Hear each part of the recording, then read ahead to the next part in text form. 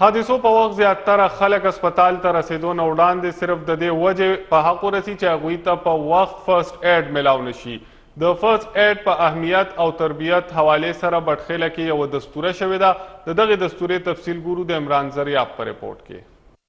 ویل کېږي چې د یو انسان ژوند بچ کول د ټول انسانیت د ژوند بچ کولو برابر وي، ځکه خو د دنیا هر ګوټ کې رضاکار ټولګي د انساني ژوند بچ کولو لپاره هلې ځلې کوي. د حادثاتو یا قدرتي آفتونو دوران بیشتره فلاحي ادارې د انساني ژوند بچ کولو په خاطر امبولانس سروس ورکوي، خو د ژوند بچ کولو لپاره د فرسټ ایډ سہولیات صرف په هسپتالونو کې ورکول کېږي، کوم چې د حادثې په ځای کې او یا په امبولانس کې ورکول پکار وي. هم په دې غرض د ملکند سرخار بټخیلي په یو ځایي کالج کې طالب علمانو او رضاکارو ته د بیسیک لایف سپورټ او فرسټ ایډ ورکولو په اړه ورکشاپ وشو، چې پکې په ګڼ شمېر خلکو برخه واخیستل او د ژوند بچ کولو کې د فرسټ ایډ ورکولو په اړه نه صرف ګټورې خبرې وشوې بلکې په عملي توګه یې ځوانان تیار کړل، څوک چې به د رضاکار ټولګو سره څنګ په څنګ د انساني ژوند بچ کولو کې خپل کردار لوبوي. دستورې ته ایډیشنل ډیپټي کمشنر محمد نعیم، ډاکټر اقبال حسین او ډاکټر اشفاق ویناګانې وکړې او د بیسیک لایف سپورټ او فرسټ ایډ په اهمیت یې رڼا واچول او زیاته کړل چې دا رنګه تربیت اخیستل د معاشرې د هر وګړي لپاره مهم ضرورت دی. د انساني جان تاسو ته پته ده چې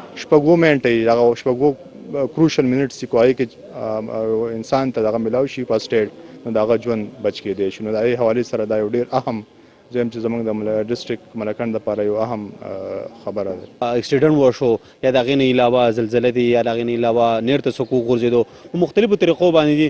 انشاءالله موږ هغې ته خلکو ته چې دی نو هغه ټریننګز ورکړه، ورکشاپس هم وکړه. نو انشاءالله مخکې به هم موږ دا ورکشاپس پکاو او په هغې کې موږ ورته ډېر زیات څه وخت وه. ادارے موجود ہیں لیکن فرسٹ ایڈ کی اسکل بہت کم ہے اور فرسٹ ایڈ ایک ایسا ہنر ہے جو صرف پروفیشنلز میڈیکل والوں کو نہیں، جو عام لوگ ہیں ان کو بھی یہ فرسٹ ایڈ کی ٹریننگ جو ہے یہ ہونی چاہیے.